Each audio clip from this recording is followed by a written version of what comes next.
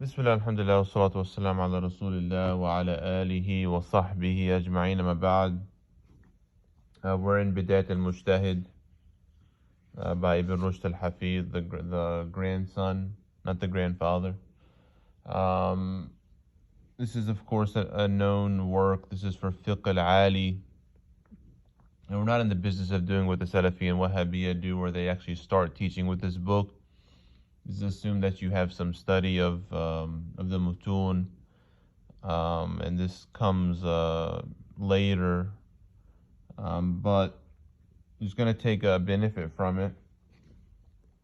This at the beginning, of course, there's an usul section, and Ibn Rushd explains how the book is going to be. So he starts with the chapter of wudu, and he brings the proofs for the obligation of wudu, and eventually he gets to the first mas'ala with regards to the shurut, and this is the niyyah. He talks about the niyyah. And before we start, we know that the mu'tamad in the Maliki school is that the niyyah is obligatory in wudu. It's one of the 7 pillars,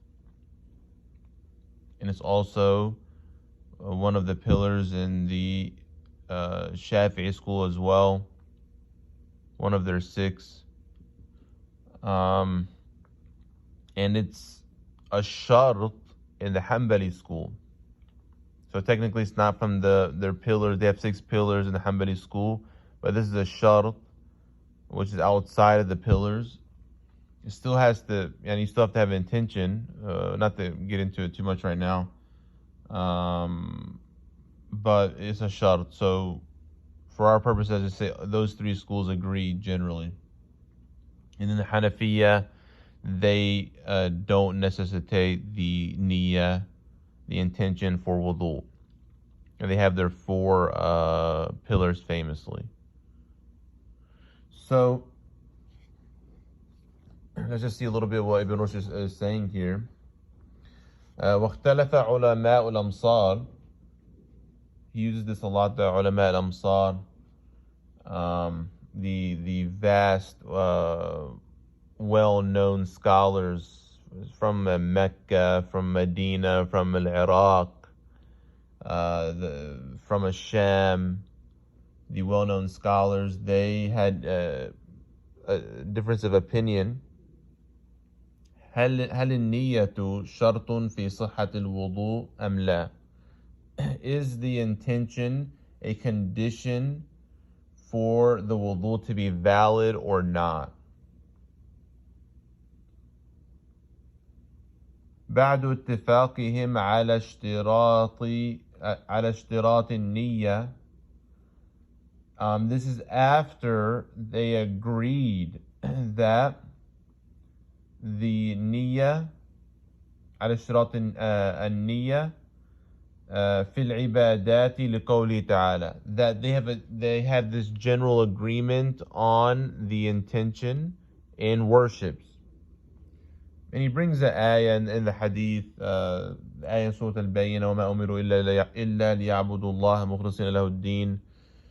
This is the 5th ayah in Surah Al-Bayyinah. And وَلَقَوْلِهِ صلى الله عليه وسلم إِنَّمَا الْأَعْمَالُ بِالنِّيَّاتِ, the famous, well-known hadith. He even says that hadith al-mashhur, he calls it.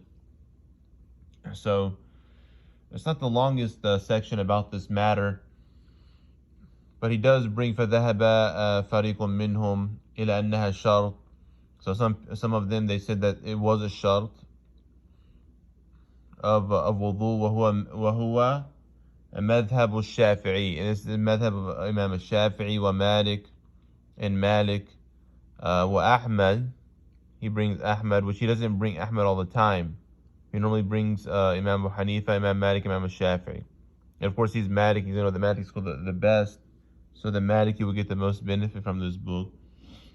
But so he brings the 3 imams there of the 4, and he brings on wa Abi Thawr, wa Dawood, Abi Thawr had his own school, and Dawud al-Zahiri. Then he says, وَذَهَبَ فَرِيقٌ آخَر, and he says another group, إِلَى أَنَّهَا لَيْسَتْ بِشَرْط, that is not a shart, that another group said it wasn't, وَهُوَ مَذْهَبُ أَبِي حَنِيفَةَ. Right, this is what we said before we started. So Imam Abu Hanifa said that it's not a condition.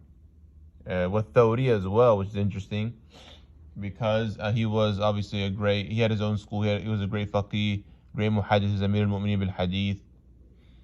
So we have that khilaf. And the majority, they say that the intention is required. It is going to be pretty much the same mas'ala for ghusl as well, generally, because the majority, they necessitate the intention in a ghusl as well. We'll get that we'll deal with it another time. And Imam Abu Hanifa doesn't necessitate the niyyah in ghusl either. But then when he brings وَسَبَبُ اخْتِلَافِهِمْ, and he brings why they differ, this is the important part. And just to kind of summarize, the Imam is talking about, is this worship, this ibadah, is the illah, right, is it ma'qul al-ma'na? So is it ta'abbudi, or is there a reason why we do, like we know the reason why we do it? What's an example of this? For example, Maghrib being 3 rak'at, or any of the 5 prayers being the rak'at they are. Is that ta'abbudi, or is there something that, there's something that we can do qiyas on? Like we know why it was like that. And obviously we know that those are ta'abbudi, like we stop there. You don't make a qiyas on it. So that's where it starts. So obviously the majority would say that no, it's ta'abbudi. And the Hanafiya would say that no, it's not ta'abbudi. And this is obviously just to get you to understand how the scholars differ on things.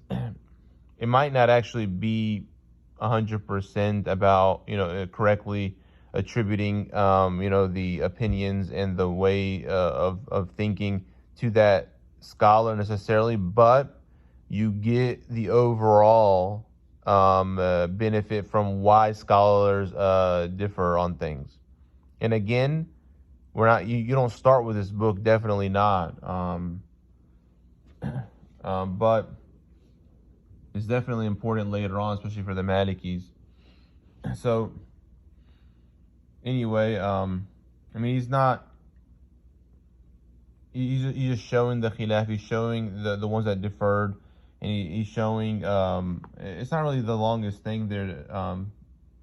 There's a small little section about this matter of wudu, but it's going to be carried on in the ghusl as well.